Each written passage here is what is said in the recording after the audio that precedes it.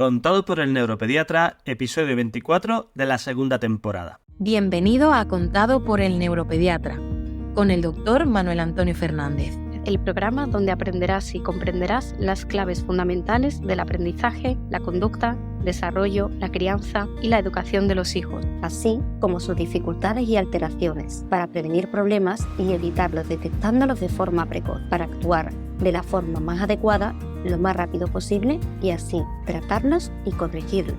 Todo esto guiados y acompañados por Manuel Antonio Fernández, el neuropediatra. Y un magnífico equipo de profesionales especializados en neurociencias. Testimonios en primera persona, colaboración de expertos de diferentes ámbitos, algún que otro personaje famoso y todo lo necesario para conseguir tus objetivos parentales. Este programa es para padres responsables e implicados al 100% o al 200% en el proceso de crianza y educación de sus hijos, neurotípicos o neurodiversos, con capacidades habituales o capacidades especiales que quieran algo más para ellos. Para padres luchadores e inconformistas que están dispuestos a darlo todo por su familia, a emprender, a aprender, a esforzarse y a ofrecer lo mejor de sí mismo por sus hijos. Este programa está imaginado, pensado, creado y desarrollado especialmente para ti.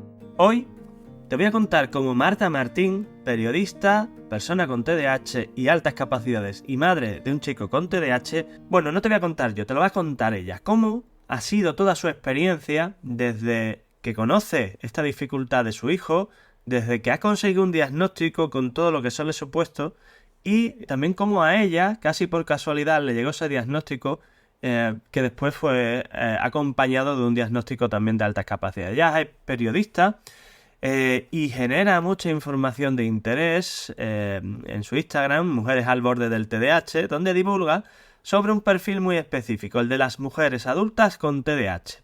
Así que, si tienes un TDAH, tú, mujer adulta, tu hijo o cualquier persona de tu familia, necesitas escuchar esta entrevista ahora.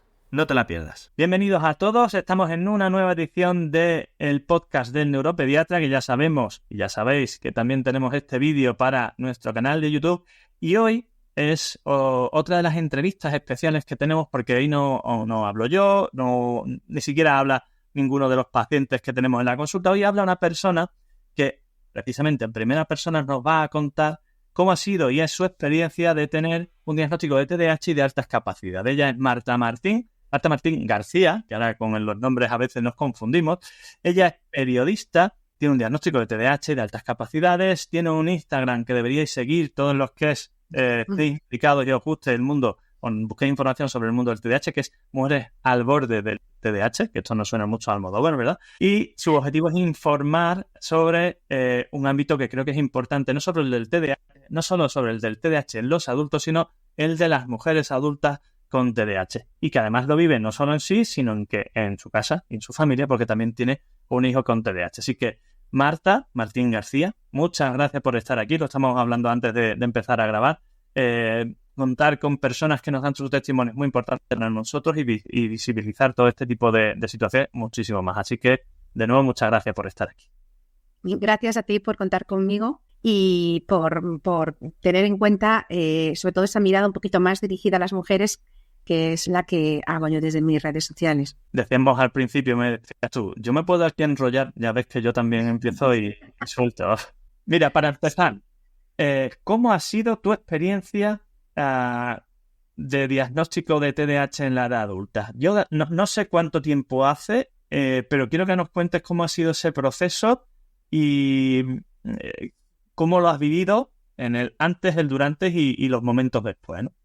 Pues la verdad es que el diagnóstico me llegó por casualidad hace como 5 años, ¿no? Yo estaba, como muchas madres, peregrinando con mi hijo de consulta en consulta porque le hacían muchas pruebas, sí, tenía dificultades específicas del aprendizaje, pero no terminaban de concretar.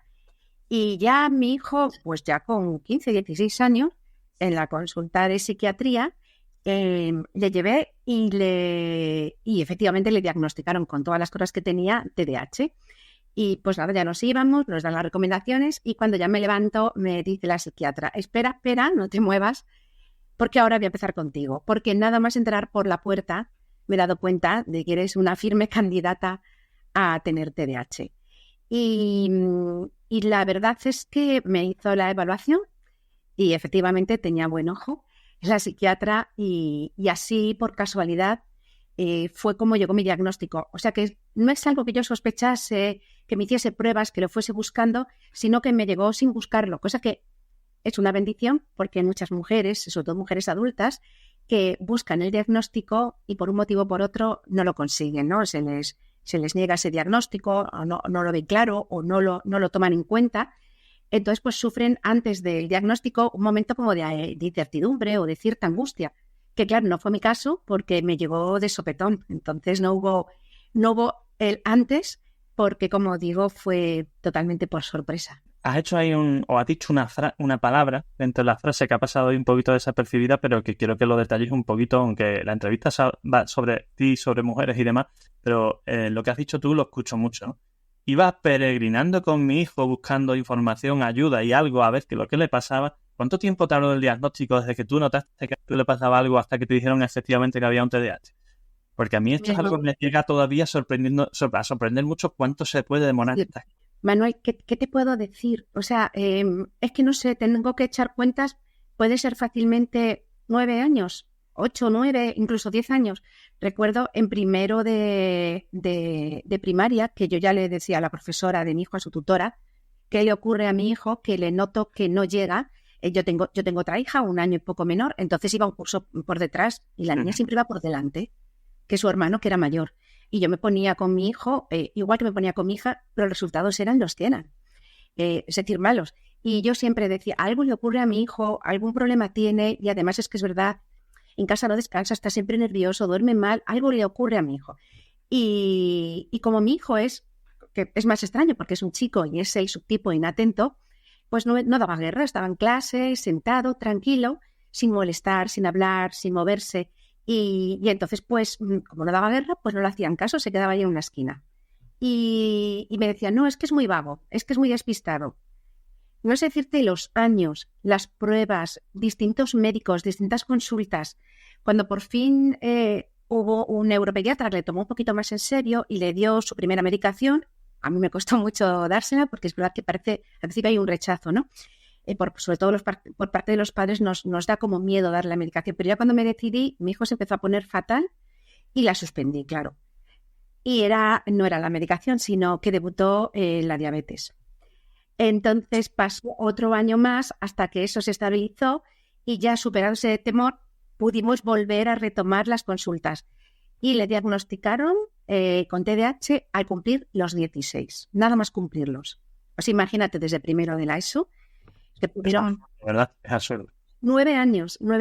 Bueno, para todos los que nos escuchen, si una madre dice que a su hijo le pasa algo, y esto no es que lo diga yo, porque yo me crea nada, ¿vale? Sino que fue una de las primeras cosas que me enseñaron cuando yo empecé la especialidad de pediatría en el Hospital Virgen del Rocío, aquí en Sevilla.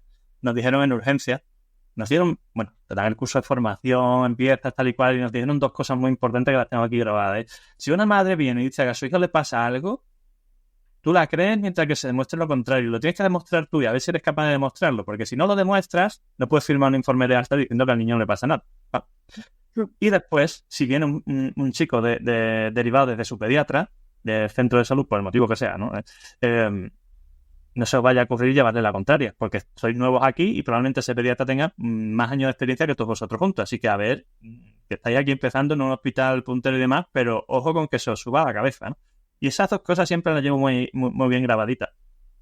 Porque las madres no estáis locas. Normalmente veis lo que veis y la realidad. O sea, ¿quién conoce mejor al niño? Su madre. ¿Quién está con él todos los días cuando vuelve del colegio, hace los deberes, está atenta de si se lleva el chándal para deporte, si lleva la actividad que tiene que presentar, si no llegan los plazos? Pues su madre. Y por otro lado, o sea, ¿qué ganas tenemos las madres de pasarnos la vida de consulta en consulta, de pagar un montonazo de pruebas que son carísimas, que no te cubre la seguridad social, de llevar al niño horas y horas de pruebas después de las clases y después del trabajo que tiene cada uno? O sea, todo ese peregrinar que es agotador emocionalmente y físicamente también. ¿Para qué? Para una cabezonería nuestra. O sea, realmente es que vemos que a nuestro hijo le ocurre algo y no encuentras ayuda, no encuentras que te mire, realmente vea a tu hijo de verdad y diga, pues a lo mejor es que esta madre tiene algo de razón, ¿no? Es complicado. Sí que hay profesionales que te tienen en cuenta, pero no es fácil, no es fácil. Y trasladar esto cuando eres una mujer adulta. Ya no te quiero ni contar cómo una dificultad. Mi hijo era inatento. Y como no molesta, no puede tener TDAH, porque todos los TDAH son hiperactivos, error. ¿Vale? Y después, como es inatento y parece que no presta atención, pues un vago que no hace las cosas porque no le da la gana. Error. ¿No? Y eso es lo que le ocurre a muchas niñas, que suelen ser, yo no, porque soy del tipo combinado, pero suelen ser inatentas, se esfuerzan mucho en clase por aprobar, por encajar, enmascaran mucho más los síntomas, entonces pasan desapercibidas y llegan a mujeres adultas sin diagnóstico y, por supuesto, sin tratamiento, con todo lo que significa, ¿no? Con todo lo que supone todo esto. Entonces... Con mucha ansiedad o depresión. Mucha, pero eso es generalizado. Y me ocurrió a mí que me diagnosticaron ansiedad cuando realmente el problema, el origen, era el TDAH. Y estuve mucho tiempo con medicación para la ansiedad, que no es que te venga mal, porque la ansiedad está muy de la mano, como tú bien sabes, pero que no se puede tratar algo sin ver de dónde viene, ¿no? Entiendo yo que primero hay que saber que hay TDAH y después, si tienes algún síntoma comórbido, bueno, pues ya entonces, algún trastorno comórbido, pues ya lo tratas, ¿no? Pero es verdad que se mira por encima, sobre todo ya a las mujeres adultas, pero todavía, y por increíble que parezca, a los niños del colegio. Y claro, entiendo que esta diferenciación de síntomas entre él y tú fue lo que a ti no te hizo sospechar en ti de la existencia de TDAH, ¿no? No, yo nunca lo pensé. En la consulta te dicen, yo es que me veo reconocido, yo me identifico. Cuando estabas rellenando los cuestionarios he visto que yo era así de pequeño. ¿Cómo fue? Sí, pero Manuel, fíjate lo más curioso, ¿no? Cuando yo llegué con Alberto, a la psiquiatra que me diagnosticó TDAH al niño, yo, después de tantos años, asociaba el TDAH a lo único de lo que me hablaban todos los profesionales, y es el fracaso escolar. Yo no había fracasado. De hecho, yo tengo muchos estudios porque siempre he sido inquieta y he estudiado mucho, con mucho esfuerzo, ya nada regalado, pero he sacado mis estudios, ¿no? Entonces, claro, yo veía que mi hijo fracasaba en el colegio, pero yo no. Y luego yo soy del tipo hiperactivo. Entonces, no lo terminaba de encajar. Y recuerdo que cuando la psiquiatra me dijo, bueno, pues Marta, tienes a tu disposición tienes distintos tratamientos, entre ellos el farmacológico, y si tú quieres, puedes optar a la medicación si la quieres tomar, ¿no? Y yo en ese momento estaba estudiando mi doctorado y dije, uy, pues qué bien, porque con esto me voy a concentrar fenomenal. Porque pensaba que... Sí, claro, lo noté bastante, ¿eh? Así que tengo que dar las gracias a la psiquiatra. Yo creo que en parte el mérito de haber terminado es por la medicación, que podría haberlo terminado igual como terminé las carreras que he estudiado. Pero bueno, y yo le dije, qué bien, me voy a concentrar más, porque pensaba que era eso, nada más. Y eso que yo soy una madre implicada y que iba con mi hijo y me enteraba y tal. Y me dice, pero Marta, pero si la concentración es el menor de tus males. Y yo dije, ¿sí? ¿Y qué más es esto del TDAH? Y ahí fue donde me di cuenta de la falta de información y comprendí que iba mucho más allá, y al ir leyendo e investigando me di cuenta de cuántas cosas comparto con mi hijo. Pero eso lo supe después de mi diagnóstico. Eso fueron, es decir, la búsqueda de esa información, podríamos decir que fue una de las primeras reacciones al recibirlo, o fue sorpresa y a ver por dónde va. Bueno, la verdad es que una de las primeras cosas que yo quise hacer nada más salir de la consulta era leer, informarme. La psiquiatra me dio unas pistas y luego además tuvimos varias sesiones y me ayudó mucho, pero yo quería saber más.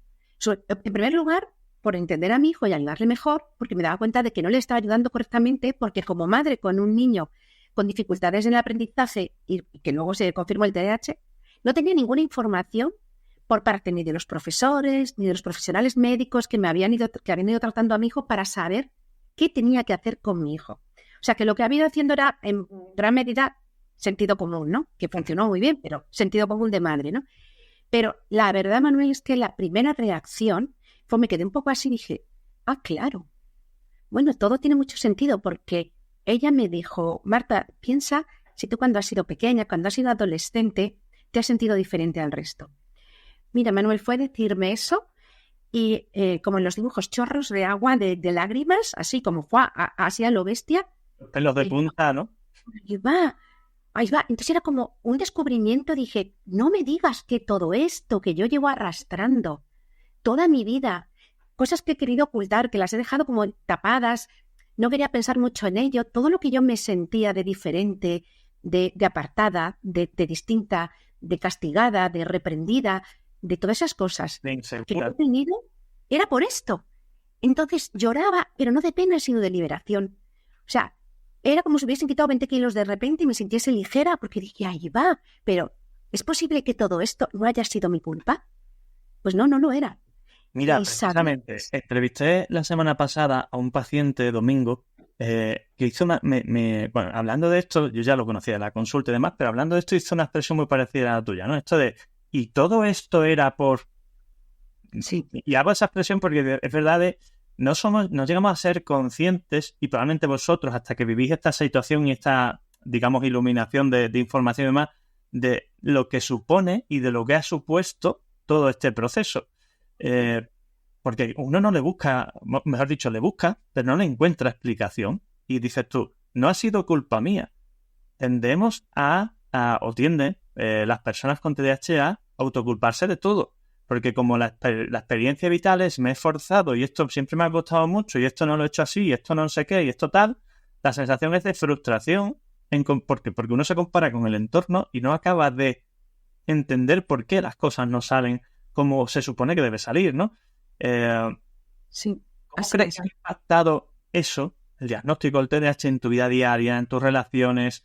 ¿Y qué consejos le darías a esas personas que están pasando por un proceso similar de sospecha, que no ha sido el tuyo de sospecha inicial, sino así como de sopetón, o que ya tienen el diagnóstico para abordar esta situación, ¿no? Para gestionar este impacto vital que ha tenido el TDAH?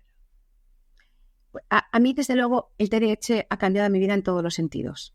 En todos los sentidos. Lo primero, porque como madre me ha hecho reconsiderar mucho la forma en la que tengo que ayudar a mi hijo a salir adelante, ¿no? Tiene muchas dificultades y muchos obstáculos mi hijo. Entonces, eso me ha ayudado a ser mejor madre porque le entiendo mucho mejor.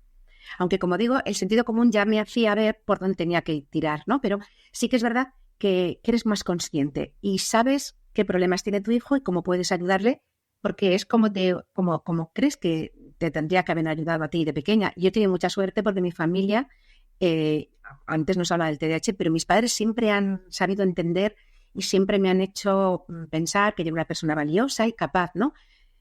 Cuando todo el entorno decía lo contrario.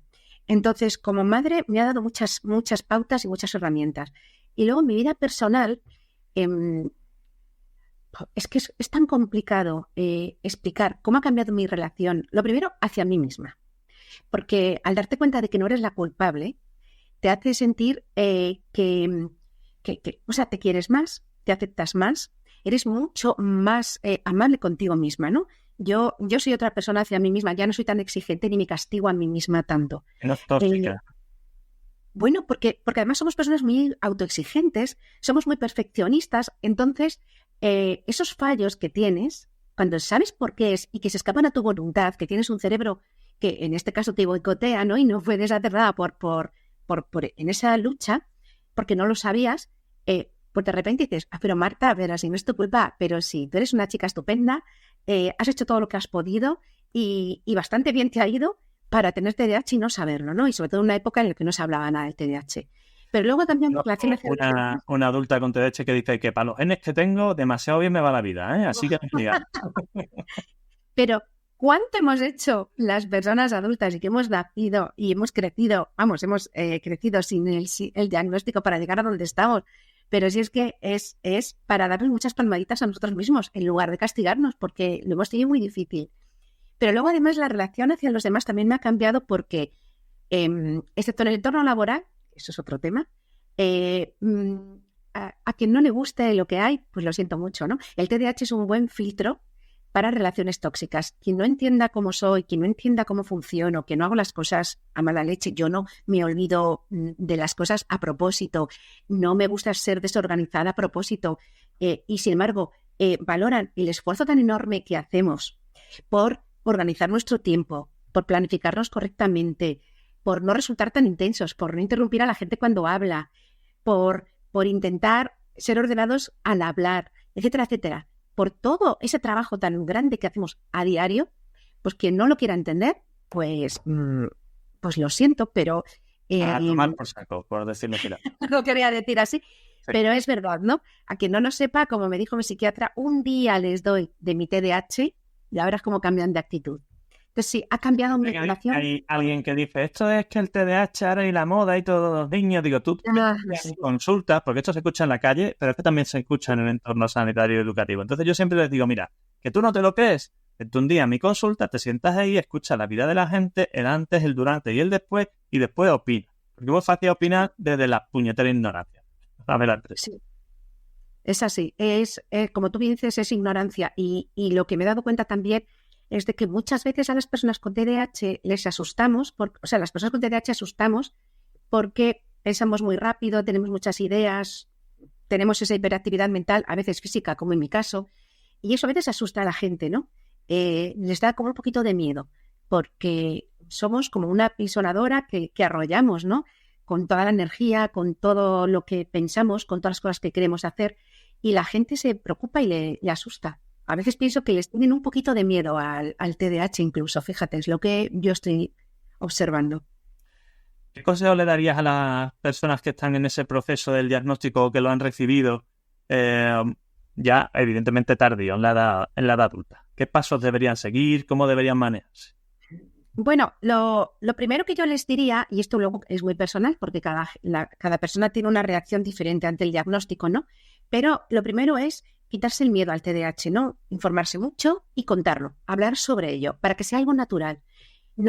Mucha gente me escribe que tiene el diagnóstico y no lo ha querido contar, por ejemplo, a su marido, a sus padres, a la gente cercana, porque les da miedo, hacer la reacción, ¿no? O que piensen que usamos el TDAH como una excusa para lo que hacemos mal. Es verdad que siempre estamos, esto es culpa del TDAH, o sea, esto es por mi TDAH, pero eso no es que sea una excusa para hacer las cosas regular, ¿no? Pero que hablen de ello, que lo normalicen. Y si ellos lo aceptan como algo normal en su día a día, el resto de la gente poco a poco también lo va a ir normalizando. Es importante que hablen con gente que tiene TDAH, que se informen, porque cuanto más comprendan hasta dónde llegan los síntomas del TDAH y cómo se manifiestan, más van a entender por qué funcionan, cómo funcionan. Y el conocerte es quererte más, es aceptarte. Entonces, no hay que tenerle miedo. Tienes TDAH, es una gran noticia que tengas el diagnóstico. Enhorabuena, porque eres la misma persona que antes, pero eres una persona con más poder, porque tienes herramientas, un tratamiento farmacológico, si es tu caso y lo quieres tomar, tienes un montón de información que te va a ayudar a gestionar. Entonces, pues cuando llegue el diagnóstico, dale la bienvenida, acógelo y adelante con él a todas partes. Yo siempre digo a los padres que cuando le das el diagnóstico a veces se preocupan, piensan en el futuro. Digo, mira, si tuviéramos, está feo que lo diga yo porque es que yo me dedico a esto, pero si tuviéramos que elegir qué problemas de los que podemos encontrar no es el que está causando las dificultades de aprendizaje, etcétera, de mi hijo, oye, yo firmo un TDAH, porque se sabe cómo se evalúa, se sabe cómo se diagnostica, se sabe cómo se trata y tiene muy buena evolución si se hacen las cosas bien, en el mayor volumen de casos, ¿no? Entonces, lo importante es que esto de informarse, evidentemente, siempre lo hagan con sentido común, porque en Internet hay de todo, y que busquen fuentes fiables y también que tengan un profesional de referencia con experiencia que les guíe en saber qué es lo que han visto, leído, escuchado, etcétera. ¿Es verdad o no es verdad? ¿O es razonable o no es razonable? Porque nos encontramos a veces ahí un gap todavía en el tema de redes y demás, porque mucha de la información es verídica, real y veraz, pero también hay mucha información por ahí que a veces desorienta un poco. Sí, por eso siempre el profesional que te ha diagnosticado, el neuropediatra, el psiquiatra, la persona, tu profesional de la salud de confianza, tiene que ser tu referente.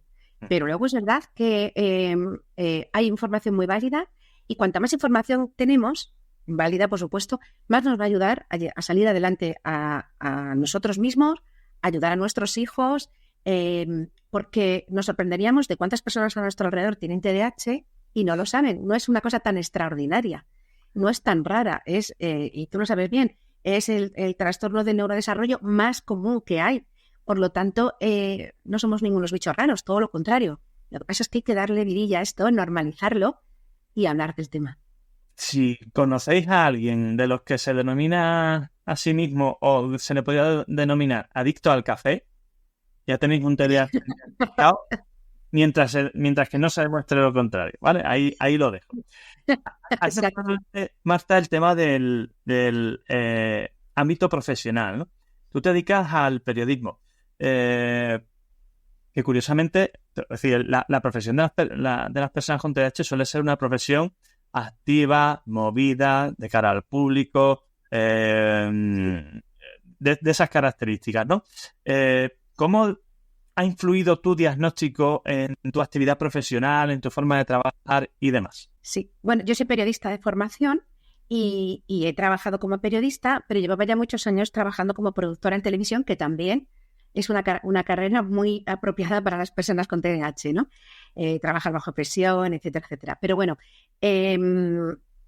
y es decir, que la comunicación ha sido mi guía, ¿no? Todo lo que he hecho tiene que ver de una manera o de otra con la comunicación. Y cuando me di cuenta de la poca información que había, si yo como madre y preocupada no tenías datos sobre el TDAH de mi hijo, ¿cuánta gente le pasaría lo mismo que a mí, no? Entonces retomé con más energía toda esa formación de periodista y toda esa experiencia que tenía y me volqué en hablar de ello. Me parecía que era importante hablar en primera persona, porque como yo siempre digo, no soy ningún profesional de la salud y mi punto de vista es mi testimonio. Lo que yo voy leyendo, lo que voy averiguando, lo que voy sabiendo, lo paso por el tamiz de mi experiencia personal y la cuento como yo la vivo, ¿no? O como la vive mi hijo. Por si esto puede ayudar a alguien.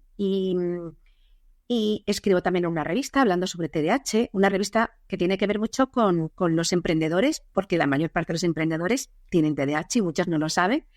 Tiene que ver mucho con ese espíritu arriesgado. Y escribo además en esta revista, escribo en mis guiones para mi canal de YouTube, para mi cuenta de Instagram, hago entrevistas, me han entrevistado en algunos medios de comunicación, hago con todas las charlas que puedo. He puesto mi carrera. Una pregunta que se me ha ocurrido mientras que te estaba escuchando. ¿Cuántas horas duermes? Ya no es cuántas horas duermo, Manuel, que son muy pocas, sino cómo las duermo. Porque yo me acuesto y digo, pues ya parece que me duermo. Pero lo que pasa en esas horas, que no son muchas, eso es un capítulo aparte. La arborescencia mental no me deja parar ni un momento. Y luego es verdad que me faltan horas al cabo del día. Entonces me quito las horas al sueño, porque aparte de mi trabajo, tengo toda esta labor de divulgación que me he autoimpuesto a mí misma, que disfruto mucho también, y otras cuantas millones de cosas más que si te las cuento, pues no tendríamos podcast suficiente, ¿no? Pero sobre todo es la calidad de ese sueño, que es como una gincana. O sea, yo me acuesto y me levanto como si hubiese ocurrido una gincana. O sea, es así. Pero son pocas, sí. No sé, esto si quieres lo cortamos, si no lo dejamos, pero ¿en qué medios son en los que trabajas tú? Es decir, ¿cuál es tu actividad habitual? Sí, yo trabajo como productora en Movistar Plus, desde el grupo Telefónica. Entonces, bueno, llevo ya muchos años haciendo producción de series, de programa. Ahora estoy más centrada en todo lo que tiene que ver con los metadatos. Y luego, aparte, hago toda esta labor de difusión, estudio, hago cursos de todo tipo, me interesan tantas cosas y por eso duermo pocas horas. O sea que, sí. ¿Cómo te has enfrentado a esos desafíos en tu día a día? Laboral, familiar, porque duermes como duermes, trabajas intensamente, diferentes áreas. Se dice o dicen, ¿no? Bueno, los TDAH no se centran. Yo siempre digo que un TDAH productivo es alguien muy rentable desde el punto de vista cognitivo y funcional. Sobre todo si además la sintomatología no es muy intensa, no es muy... pero ¿cómo se lleva todo eso para adelante? Porque como bien dices tú, tu cabeza no para. ¿Cómo lo encasillas y cuadriculas? Pues la verdad es que se lleva regularmente. O sea, se lleva regular porque esta hiperactividad tiene un precio, claro. Todos estos frentes que yo tengo abiertos y que los necesito, porque necesito esa vidilla, esa hiperactividad, tengo que darle salida, me agota. Claro, yo me levanto muy cansada, siempre. Descansamos mal y yo me levanto muy cansada. Y el día me cunde como si fuesen 3 días de una persona normal. Me acuerdo que hay una frase que decía, es que a la hora del desayuno hemos tenido más ideas que cualquier neurotípico en todo el día, ¿no? Y claro, esas ideas tú las quieres dar salida, muchas las descartas, pero es agotador y genera mucha ansiedad. En mi día a día, bueno, gracias a Dios estoy rodeada de personas que me entienden. Mi familia me entiende, mi pareja, mis hijos, y asumen como soy. Me intentan frenar a veces, pero sí que me dejan rienda suelta porque saben que lo necesito. Y a raíz del diagnóstico en altas capacidades todavía entiendo más a qué se debe esta necesidad de continua formación, de saber más. Todo va teniendo incluso más sentido que antes, ¿no? En el terreno laboral es lo más complicado, porque falta mucha formación. Falta mucha formación para entender lo que tú has dicho, ¿no? Una persona con TDAH es una persona muy productiva. Un cerebro neurodivergente completa los equipos neurotípicos de una manera asombrosa. O sea, es como un encaje perfecto y hace que lo que por un lado no surge, sale por el otro. Somos personas con ganas de trabajar, muy motivadas, que si hiperfocalizamos además, somos muy buenas trabajando. Si encima el trabajo nos motiva, no va a haber nadie como nosotros, podríamos tener el título del empleado del mes todos los meses del año, ¿no? El problema es que no se percibe así. Incluso me han llegado a decir... Es verdad, que la gente que está alrededor de alguien con TDAH tiene que tener mucha paciencia. Es decir, más allá de entender que se entiende o se puede o debería, con toda esa información, es verdad que hay que saber contemporizar, calmar y no entrar a todo porque no se puede. Y al final no puedes ir a las 1500 cosas que te salen a ti de la cabeza, yo no puedo ir detrás porque no me da la vida. Entonces voy a vivir y lo intento hacer y no lo entiendo, no lo gestiono. Que esto le pasa a muchas madres que se desbordan con muchas de las cosas del hijo. Es que no para, es que dice y habla y no para. Y no puedes entrar a todo. Tienes que contemporizar y saber medir eso porque si lo haces van a ir las cosas muy bien, pero si no lo haces, lo mismo te metes en muchos problemas y al final se complica la situación. Sí, tienes que decidir qué batallas pelear, ¿no? Y yo estoy peleando muchas, pero es verdad que profesionalmente todavía este tema me asusta mucho porque, como te digo, no se entiende. Y es muy fácil estigmatizarte porque yo soy la que leo el email así de aquella manera y me he enterado de la mitad. Que las reuniones largas me despisto, ya estoy en otro sitio, me tengo que concentrar mucho para quedarme con el nombre de la gente o para no aturullarme en las tareas, ¿no? Necesito tomarme descansos, bueno, mis pequeñas ventajas, o sea, mis trucos para funcionar bien, ¿no? Pero tengo muchas cosas muy buenas, profesionalmente hablando. Sin embargo, me han tenido que preguntar a algunos compañeros, pues no se te nota. Pero, ¿te tienes discapacidad por esto? Y digo, pues no, el TDAH es muy raro que sea discapacitante, que puede ser, pero no es lo habitual y no se nota. No se nota, no coge al entrar. No tengo aquí un cartelito ni una oreja. Es mucho más fácil entrar al trabajo cojeando porque te van a ayudar mucho más que si tienes TDAH. Porque el TDAH provoca mucho rechazo. Y se creen que vas a ser una persona desordenada, que no vas a terminar las tareas a tiempo, o que que no planificas bien, que vas a estar siempre llegando tarde, y esto está muy lejos de la realidad, ¿no? Entonces, en ese aspecto todavía me queda mucho por hacer. Sí, es el peor.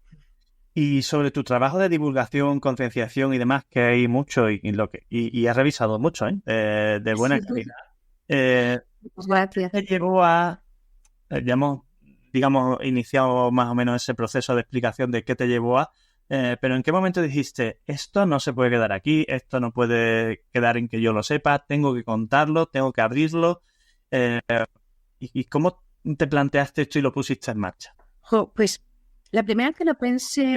Tú, efectivamente, que no se entiende y claro, todos los de tu alrededor lo iban a ver, lo van a escuchar y te van a ver en esa situación, en esa posición, ¿no? Sí, no me preocupa que me vean y me dicen siempre, qué valiente por hablar en primera persona, ¿no? Digo, pero es que tengo algo de lo que avergonzarme. O sea, el TDAH es vergonzoso, es algo que tenga que ocultar. O sea, me falta hacer una camiseta que ponga, tengo TDAH y porque no es nada, no lo veo nada vergonzoso. Todo el mundo tiene algo, ¿no? Y todo el mundo tiene algún problema en su carácter o en su salud. Todo el mundo tiene alguna pelea interna, ¿no? La mía no es ni mejor ni peor que otras, es la mía y como digo, no es nada vergonzoso. Entonces, la primera vez que la psiquiatra me dijo, uy, pero Marta, si concentrarte es el menor de tus males, y yo le pregunté, ¿y qué más hay? Pensé, Dios mío, qué falta de información hay. Claro, yo soy periodista, a mí me tira todo esto de contar, ¿no? Y luego, por otro lado, entre otras de las cosas que hago también, de clases en la universidad, unos meses al año, y me gusta, porque me gusta enseñar, me gusta la divulgación, estoy acostumbrada a hablar delante de gente, entonces eso me animó porque me dice, bueno, Marta, estás acostumbrada a hablar a la gente, no vas a tener problema. Y luego, igualmente gente muy cercana a mí, cuando le contaba, pues me han diagnosticado TDAH, porque yo lo contaba con desparpajo y naturalidad, como de, pues es que estoy constipada, ¿no? O sea, nada extraordinario. Ahora tengo una migraña, resulta que tengo migraña.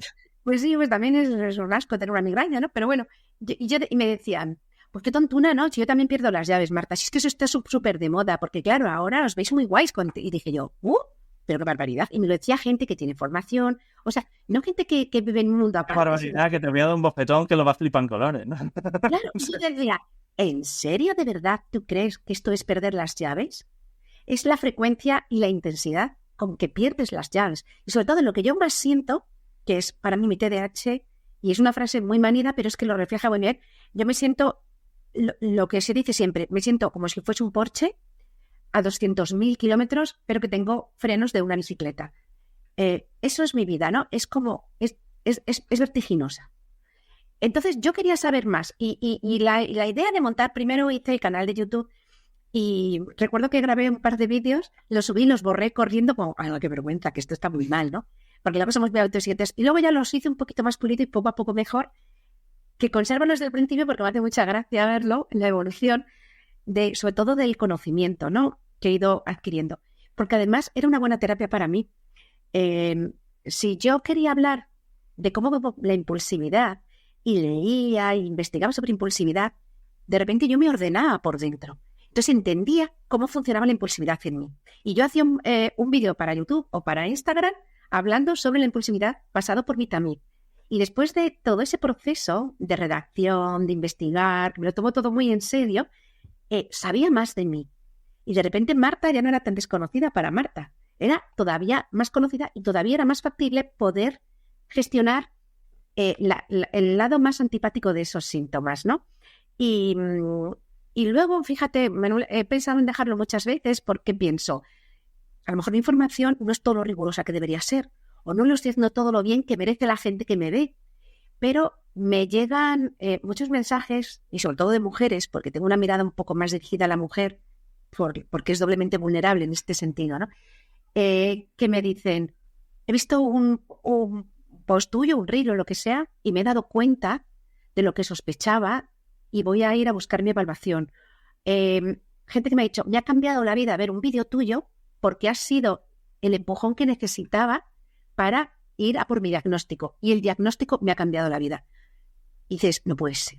¿Cómo es posible? Entonces, eso hace que aunque yo a veces me vea y diga, Marta, ¿y qué estás haciendo, no? Con una sola persona que te diga eso, Manuel, bueno, ¿qué te voy a contar a ti, no? Pues ya, eso es a seguir para adelante siempre. Claro, lo que hace está muy bien y lo hace pues como experimentada persona que lo vive y que encima tiene una formación en periodismo para formarse y contarlo. Es decir, no hace falta ser un sanitario para hablar de estas cosas siempre que uno lo haga con sentido común. Posibilidad de equivocarnos, tenemos todos. Posibilidad de decir algo, bueno, pero tu responsabilidad está en contar tu experiencia y hacerla desde el sentido común, desde desde la lógica y lo razonable, el raciocinio, ¿no? Entonces, no lo dejes. No, porque lo que buscan las personas que me ven y me siguen es reconocerse, ¿no? Y decir, mira, a esta chica le pasa lo mismo que a mí, no soy tan rara, pues. Y hay gente que me escribe porque no tiene con quién hablarlo, porque le da miedo a contarlo, y me escriben y me mandan audios, que yo contesto siempre a todo el mundo de una manera muy personal, y que agradezco además mucho porque aprendo más, pero necesitan hablar con alguien que sepa por lo que ellos están pasando. Entonces, eso es lo que yo ofrezco, ¿no? Pues estoy ahí y hacemos una pequeña comunidad, ¿no? De gente que nos entendemos. Y eso la verdad es que también es muy necesario. ¿Qué crees que falta en la conversación pública, en la conciencia social, llámale medios, conocimiento político, etcétera, sobre el TDAH? ¿Y cómo crees que todos los que estamos implicados en esto podemos aportar a completar ese vacío? Que lo hay. Sí, bueno, esto que estás haciendo ayuda bastante. La verdad es que ayuda mucho, porque lo que hace falta es hablar de ello. Es hablar de ello como algo natural. Fíjate, cuando yo busco información sobre el TDAH, busco personas, referentes de personas que tengan TDAH, me doy cuenta de que en España hay muy poca gente que lo comente públicamente, como si fuese una vergüenza. Pero tú, por ejemplo, en Estados Unidos, en otros países de anglosajones, se habla del TDAH perfectamente. Por ejemplo, todo el mundo sabe que Michael Phelps tiene TDAH y que usaba la natación como una terapia o como una ayuda para afrontar el TDAH. Y él lo dice y habla de ello abiertamente, porque no hay vergüenza, porque no es vergonzoso. Aquí es muy difícil eso. En España no se habla. Y ya no te cuento en Latinoamérica. Pocos casos he oído hablar de gente, por ejemplo, Pau Donés de Jarabe de Palo ha hablado de su TDAH abiertamente. O Dani Martín, que es otro cantante. Entonces, pero es muy poca gente, porque se habla de ello como algo vergonzoso que hay que esconder. Y cuanto más hablemos de ello, más se normalice en la conversación, esto dejará de ser algo que está estigmatizado o algo de lo que avergonzarse. Siempre pienso en cómo hace unos años, si tú eras zurdo, te obligaban a escribir con la mano derecha y te ataban la mano izquierda. Y ahora nos parece una barbaridad, porque eso ha traído un montón de problemas psicológicos a las personas que han sufrido, ¿no? Que le tengan que atar una mano izquierda para escribir con la derecha. Y ahora nos parece espantoso. Yo confío en que dentro de unos años parezca también espantoso cómo en el sistema educativo no había cabida para estos niños, cómo no había exámenes o una educación donde ellos puedan encajar y puedan brillar. Sobre todo lo que he dicho, que tengan que encajar. ¿Qué necesidad? ¿Tiene que encajar un zurdo? Pues ya tienen sus tijeras, no tienen que encajar. Están de manera natural en el mundo. ¿Por qué los TDAH tenemos que encajar? Y hablo de TDAH como de cualquier neurodivergencia. Las personas con TEA, con dislexia, con altas capacidades, etcétera, etcétera. ¿Por qué tenemos que encajar? O sea, hasta que no se deje de... En el TDAH veo no quiero ser pesimista porque ese es el esfuerzo que hago en el día a día, pero hay un problema en el TDAH que es que como hablamos de dificultades de autocontrol y vivimos una sociedad que cada vez tiende más a la inmediatez, a la gratificación inmediata mediante resultados rápidos, sin esfuerzos y demás, tengo yo mis dudas sobre cómo se va a seguir interpretando, valorando y demás todo esto que estamos diciendo. Porque como decías tú, esto es lo de perder las llaves. Es que no, si todos... Sí, todos, vale. Pero, en fin, no es lo mismo tener un accidente de circulación. Todos hemos tenido algún pequeño percance. Sí, no es lo mismo tenerlo todas las semanas que tenerlo una vez al año. Pues esto es lo mismo, ¿no? Pero bueno, como parece que esto es subjetivo, aunque ya hay herramientas que nos permiten medirlo, todo el mundo opina, como del fútbol y de España, fútbol, política, salud, todo el mundo opina. Sepa o no sepa, me temo. Sí, sobre todo además no analizarlo, ¿no? Porque ¿qué se piensan que es el TDAH? Que estás en clase mirando por la ventana o a las moscas que pasan y que pierdes las llaves. No, o sea, yo quiero ser optimista, pero es que el TDAH destruye las vidas de la gente. Destruye las vidas en muchos sentidos. Y banalizarlo y quitarle la importancia es no mirarlo como se le tiene que mirar, ¿no? Es importante y hay que tratarlo, ¿no? No es lo mismo tener un dolor de cabeza de vez en cuando que sufrir migrañas constantemente, ¿no? La frecuencia, la intensidad de esos síntomas es lo que hace que el TDAH sea complicado. Entonces, hay que darle la importancia que tiene, ¿no? Me gusta hablar del TDAH siempre con optimismo porque quiero que se pueda hablar sin dramatizarlo, ¿no? Pero sí que es verdad que es muy importante porque, como tú bien dices, puedes tener más accidentes de tráfico, tienes muchas más posibilidades, sobre todo los adolescentes, de caer en el consumo de sustancias. Hay muchos presos con TDAH porque son arriesgados, porque son impulsivos, porque buscan esa respuesta, esa satisfacción inmediata. Entonces, no hay que banalizarlo. La cifra de los estudios que el 40% de los presos de cárceles españolas cumplen criterios de TDAH del adulto de tipo hiperactivo impulsivo. Ahí es nada. Evidentemente sin diagnosticar. Y entonces, claro, además es que es un problema que atañe a toda la sociedad, porque esos delitos al final nos afectan a todos. Y yo creo que el principal problema del TDAH es que se llama TDAH. Porque tú dices, tengo TDAH, ¿qué es eso? El trastorno, madre mía, parece que estás loca, ¿no? Porque es lo que la gente entiende, por déficit de atención. Es que tienes alguna carencia. Y no tengo una carencia. Me llega toda la información y tú esto lo vas a saber explicar seguramente mucho mejor que yo, porque yo lo explico así como me sale, pero nos llegan tantos estímulos a la vez y no somos capaces de hacer un filtro para centrarnos en el que nos tenemos que centrar en ese momento. Por ejemplo, en los deberes, en el trabajo, en conducir. Entonces, el trastorno, la palabra trastorno y la palabra déficit nos hacen mucho daño. Es como si a los zurdos los llamase personas incapaces de escribir con la mano correcta. ¿Perdona? ¿No hay la mano correcta? ¿Son incapaces de qué? ¿Tú eres capaz de escribir con la izquierda? Pues ellos tienen otras habilidades que tú no. Entonces creo que ese nombre ya es un estigma porque nos pone un punto muy negativo a todas las personas que tenemos TDAH. Me encantaría que se le llamase de otra manera. Mira, sí, no me había planteado eso nunca, pero también, por llevarte aquí la contraria, tenemos que no digo por las personas con TDAH, digo por cómo lleva un tiempo, una temporada, todo este tema del lenguaje moviéndose. Tenemos que empezar a ver, entiéndeme y no quiero crear controversia por esto. Pero yo soy muy cuadriculado con el tema interpretación de nombres, llamar a las cosas de una forma concreta, determinada, etcétera. Si algo tiene un nombre, podrá ser de un tipo o de otro, pero las connotaciones que le damos al nombre las damos las personas. Entonces creo que debemos ser las personas las que empecemos a dejar de ser malintencionados a la hora de interpretar las cosas, porque a veces no es falta de conciencia, falta de atención al interpretar las cosas.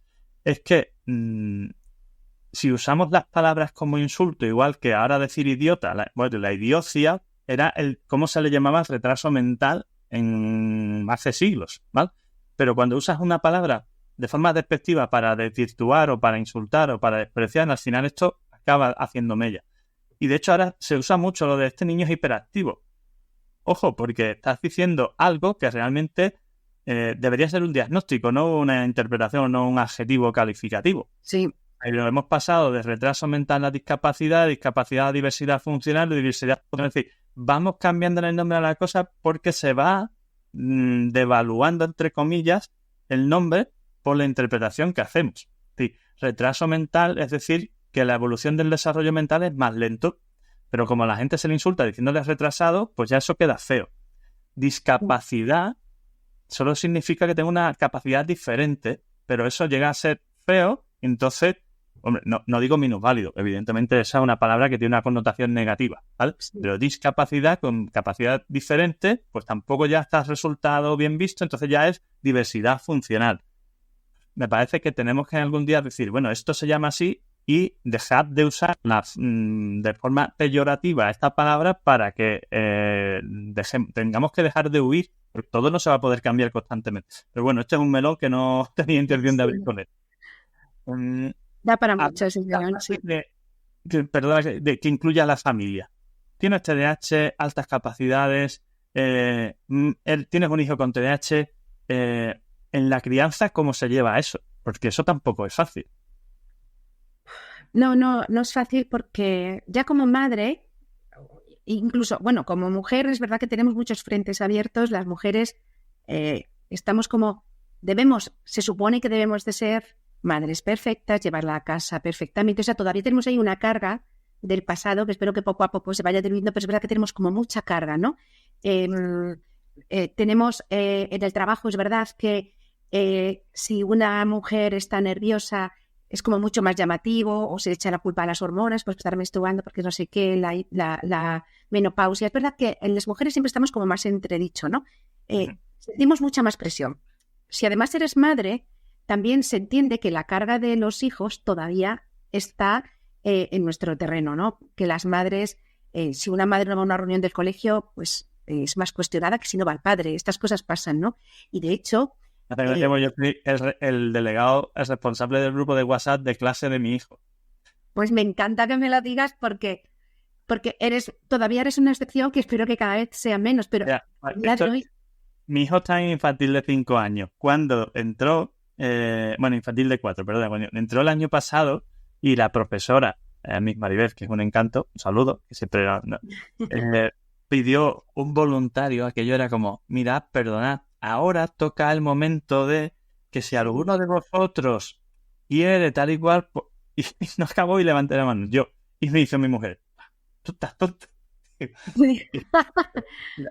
la otra pareja, pues no sabes, digo, no, vamos, que yo quiero que es mi hijo. Me hizo una gracia todo el mundo diciendo, no sabes dónde te has metido. Digo, pues no, hombre, en fin, pues Pero es si hubiese levantado la mano tu mujer, nadie hubiese dicho eso. O sea, ahí es donde voy, ¿no? Que todavía queda mucho trabajo, pero bueno, me encanta que me lo digas.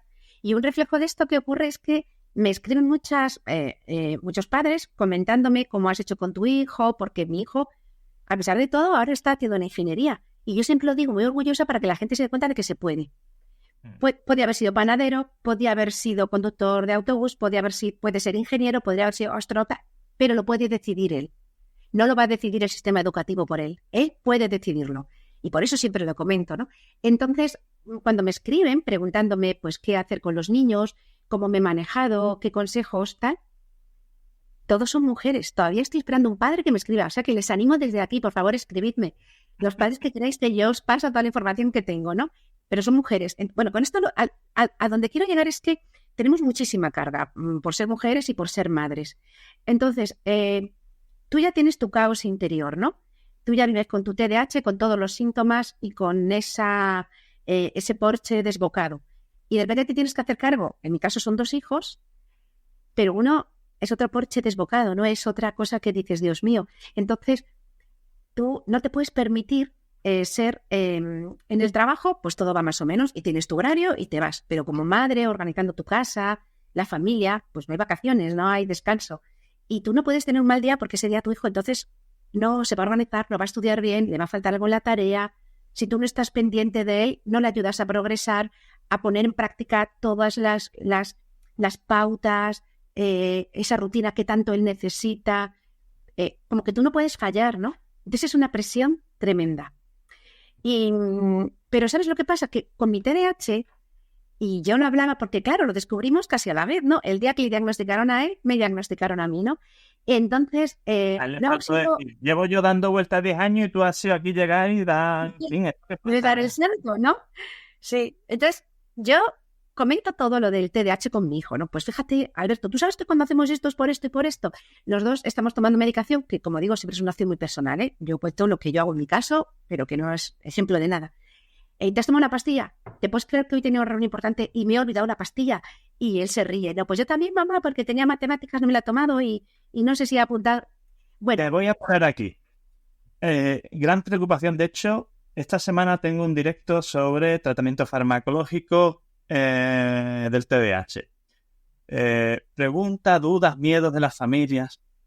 Yo siempre digo a los padres, mira, para darte cuenta y tener claro que el tratamiento no es adictivo, lo primero que vas a notar es que si no estás tú pendiente, tu hijo no se va a acordar de tomárselo. Dime a quién le pasa eso si algo le engancha, ¿vale?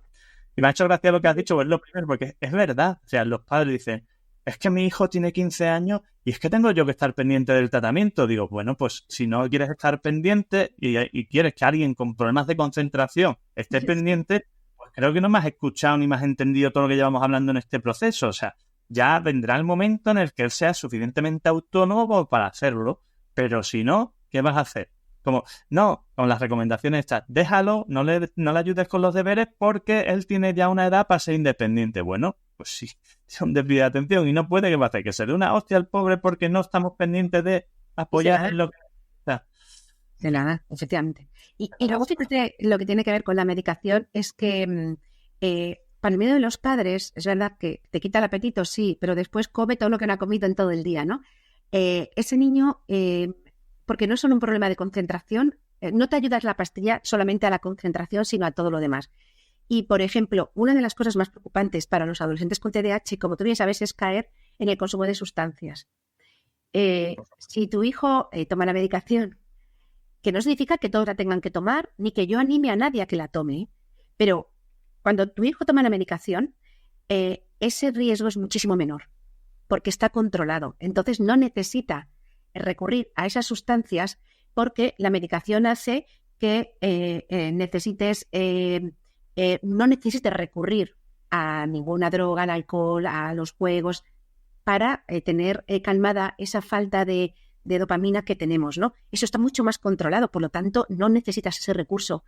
Entonces, siempre es mucho mejor que el niño pues pase unas horas en las que come menos, pero que socialmente esté aceptado, en clase sea un niño aceptado, al que invitan a los cumpleaños, que no fracasa constantemente, que no sea el niño con el que nadie quiere hacer un trabajo porque es el que suspende, que no sea el niño al que regañan 80 veces al día en el colegio, y que no sea un niño que esté adicto ni a videojuegos, ni a drogas, ni al alcohol, ni a nada más, ¿no? Entonces, pues si se pone en la balanza, ahora, como digo, es una acción muy personal, ¿eh? Pero en mi caso, a mí me ha ayudado mucho, a mí y a mi hijo.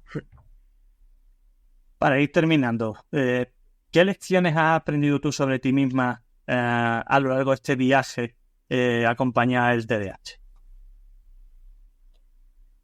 Pues mira, la lección principal es que soy mucho mejor de lo que yo pensaba. El concepto que tengo de mí misma ha mejorado un montón. Y mira que los TDAHs no somos muy propensos a una autoestima alta, ¿no? Pero lo que he aprendido es que muchas de las cosas que han pasado en mi vida no han sido culpa mía, y me felicito a mí misma porque a pesar de todo lo que he tenido en contra, he hecho grandes cosas, he conseguido mucho. Es decir, soy cabezona, soy trabajadora y he salido adelante con dificultades muy, muy, muy, muy importantes que además ni siquiera yo las sabía identificar. Entonces, me doy cuenta de que los TDAH tenemos una autoestima muy baja y es algo muy erróneo, que deberíamos hacérnoslo mirar porque somos personas resilientes que consiguen grandes cosas, ¿no? Y por supuesto, me he aprendido sobre todo a quererme mucho más. Y además, mi visión ha cambiado, y cuando veo a alguien diferente que se comporta de una manera que pueda parecer extraña, soy consciente de que la mayor parte de las veces hay algo detrás que no llegamos a entender y que puede ser una neurodivergencia o cualquier otra cosa que justifica, ¿no? Entonces, juzgo mucho menos a la gente, ¿no? Cuando veo que hacen cosas extrañas que no es por maldad ni nada, sino que me doy cuenta de, pues puede ser un TDAH, puede ser TEA, puede ser cualquier otra cosa que se escapa a lo que yo puedo entender, pero que puede tener una explicación. Mira, de hecho, sin usarlo para esto, pero ahora que lo dices, yo hay una expresión que uso mucho, sobre todo lo uso para criticar cosas, pero me puede servir muy, muy bien también para esta situación, que es que como hoy en día tenemos que asumir que, en fin, tontos no es que seamos, es decir, somos normalmente, la gente tiene un nivel suficiente para entender las cosas básicas, cuando algo no lo entiendo es que me falta información. Pero nunca me había planteado esto desde la perspectiva de entender a otra persona. Y me acabas de dar una idea muy clara cuando me pase algo así. O sea que mira, pues me has abierto la mente en una cosa que no me había planteado cómo afrontarla. Sí, eso es así, ¿eh? Y me ha ocurrido varias veces y luego me he dado cuenta de que efectivamente algo había. O sea, esto me enlaza con la siguiente pregunta, que no está hecha aposta, pero ¿cómo te ves a ti misma en el futuro contribuyendo a toda esta divulgación sobre el TDAH? Pues yo, hasta donde me dejen, ¿sabes? Cada vez más lanzada, porque cada vez me doy cuenta de la falta que hace, ¿no? Y como encima, pues, la gente me da bola, si es verdad, pues me invitan a podcasts como el tuyo, que son maravillosos y que no puedo estar más contenta de hacer estas cosas con alguien como tú. O sea que, pues me llaman, doy charlas, me llaman de las escuelas de padres. Pues yo, o sea, toda mi energía... termino mi trabajo y toda mi energía está puesta en esto, porque ¿sabes lo que yo quiero? Es que mi hijo y las generaciones que vienen con él y detrás de él lo tengan un poco más fácil. Hay un gran escollo que es el laboral y me parece que es el mayor obstáculo. Entonces, creo que hace falta mucha educación desde los colegios. Hace falta que en los colegios aprendan a dar el espacio que necesitan las personas neurodivergentes, no solamente el TDAH, que no tengan que encajar, sino que se amolden a todas las opciones que hay, y una tiene que ser la neurodivergencia, para que no fracasen y para que luego puedan encontrar un trabajo que les dé calidad de vida en el sentido que ellos quieran, ¿no? Entonces, yo, hasta donde me deje, peleando, divulgando todo lo que pueda. Y como parece que últimamente pues me dan mucho margen, pues como te digo, me veo pues así, pero mucho más radical y cada vez más. Perfecto. Y todo lo que me Y dicen. espero que dure mucho. ¿Y? Y espero que dure mucho. Sí, hasta donde me llegue la energía. Totalmente. Mira, para cerrar, una lista de 5 preguntas que nunca queremos dejar y que le hacemos a todos los que participan para dejar atrás lo que es el tema central de lo que hemos hablado y relajarnos para terminar. ¿Café o té? Café. Siempre. ¿Cuántos? Me estoy quitando, pero tomaba entre 5 y 6 cafés al día. Horrible. Bueno, vale. Sí. ¿Mar o montaña? El mar. ¿Lectura o deporte? Lectura. ¿Qué es lo último que has leído? Pues mira, lo último que he leído, es que sabes que leo varios libros, leo varios libros a la vez. Ah, Y entonces, el último que me he leído ha sido El elefante desaparece de Murakami. Y a la vez tenía un libro que está escribiendo Juncal Sevilla, que fue la psiquiatra que me diagnosticó sobre TDAH. Un encanto, por cierto, mujer. Sí, pues ella fue la que me diagnosticó y la que me dijo, no te levantes de ahí, que no te vas de aquí sin tu diagnóstico. Además me la vino diciéndote, ¿dónde vas? No te vistes que no te vas. Y a la vez también he terminado, todo esto a la vez, un libro que ha escrito Ana Roch, que se llama La vida en cebra, que es un primer acercamiento, una primera aproximación a las altas capacidades, que estoy intentando entender esto que me ha venido hace menos de un mes, a ver por dónde me viene, ¿no?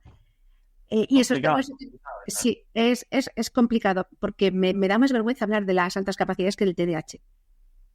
Es una tontería, no sé. Como que tengo esta capacidad de la gente dice, ¿ya me estás contando que eres superdotado? Qué listilla, ¿no? Y me hice las pruebas y todo sin contárselo a nadie, ni a mis hijos, ni a mis padres, ni a mi pareja, a nadie, porque me daba vergüenza. Y lo digo así para que la gente que tenga dudas que se las haga, que no le dé vergüenza, que a mí me la dio y eso es una tontería. Entonces, pues bueno, intentando enterarme un poco más de qué va todo esto, y estos 3 libros me los he terminado ahora, más o menos a la vez. Intensidad. Comida favorita. El cocido y la tortilla de patata. De mi madre, claro. Con cebolla. De mi madre. Anécdota más divertida en familia. Esta es la última. Pues anécdota divertida alrededor del TDAH, que no es por banalizarlo, porque no es ninguna tontería, pero sí que nos intentamos tomar con humor. Entonces, mi padre acaba de fallecer, pero mi padre también tenía TDAH sin diagnosticar, pero era una evidencia porque además con la carga genética yo sé que me venía de él y éramos como 2 almas gemelas, ¿no? Y entonces, y mi hijo también, pues imagínate mi casa, ¿no? Y entonces siempre estábamos con las competiciones TDAHeras de, pues hoy estás más TDAHero que nunca, ¿eh? ¿Cómo habéis dormido? Venga, competición de quién ha dormido peor. O cuando mi padre perdía algo. Papá, si es que se puede ser más TDAH que tú, si es que mira que es difícil. Entonces, bueno, siempre estábamos con estas tonterías. Es una competición de empanado, a ver quién se nos pasan más cosas. Sí, ¿quién está peor? ¿Quién ha hecho más el tonto hoy? Es el más TDAHero en el día de hoy. Entonces, bueno, teníamos esas pequeñas competiciones. Creo que no voy a decir ni una palabra más, Marta. Muchas gracias. No sé cómo se te ha pasado a ti, pero a mí se me ha pasado esta hora y 5 minutos que hemos tenido volando. Así que espero que haya sido entretenido, que a todos haya parecido no solo inspirador, sino gratificante ver toda esta perspectiva informativa en sentido positivo, sin quitar peso, trascendencia ni importancia a la situación, pero con una visión positiva. Y vamos a intentar que no estemos todos al borde de nada, ¿vale? No. Muchas gracias. Gracias a ti, Manuel. Hasta pronto. Bueno, dime, ¿qué te ha parecido la entrevista y este episodio? Apasionante, ¿verdad? Pues si, como te decía en el episodio inaugural, te emociona y te hace vibrar la posibilidad de convertirte en referente en tu área dentro del sector del neurodesarrollo, ya sea como padre, como educador, como sanitario o como terapeuta, para liderar este movimiento y ayudar a tu hijo, a tu alumno o a tu paciente en su proceso de educación, crianza y desarrollo, estás más que invitado a este ilusionante camino. Únete a nuestra comunidad y difunde nuestro mensaje. Hazlo llegar tan lejos y a tanta gente como puedas. Padres, amigos, compañeros, grupos de WhatsApp, redes sociales, te lo agradecerán, te lo garantizo. Y si quieres profundizar en alguno de los puntos que tratamos en este podcast, o necesitas ayuda para la evaluación, el diagnóstico, la terapia o el tratamiento, ya sea presencial o online, de problemas de aprendizaje, conducta, maduración, desarrollo, relaciones sociales o autoestima, y también para situaciones específicas como el TDAH, la dislexia, las altas capacidades, el retraso madurativo, el autismo, las PES, la epilepsia, la migraña o los trastornos del sueño, ponte ahora mismo en contacto con nosotros en elneuropediatra.es, donde además también encontrarás cientos de artículos de gran claridad, de gran información y de gran relevancia sobre estos temas, y algo aún más importante, guías de orientación para familiares de apoyo en el camino de estos procesos. Y además, me tienes en YouTube, en Facebook, en Twitter, o X, como se llama ahora, Instagram, LinkedIn y hasta TikTok. Y por si fuera poco, estamos también en nuestro canal de difusión que acabamos de abrir y que estamos desarrollando y que desarrollaremos a lo largo de esta temporada en WhatsApp. ¿Qué más se puede pedir? Pues no te preocupes, porque evidentemente no vas a tener problemas para encontrarnos. Un fuerte abrazo y hasta el próximo episodio.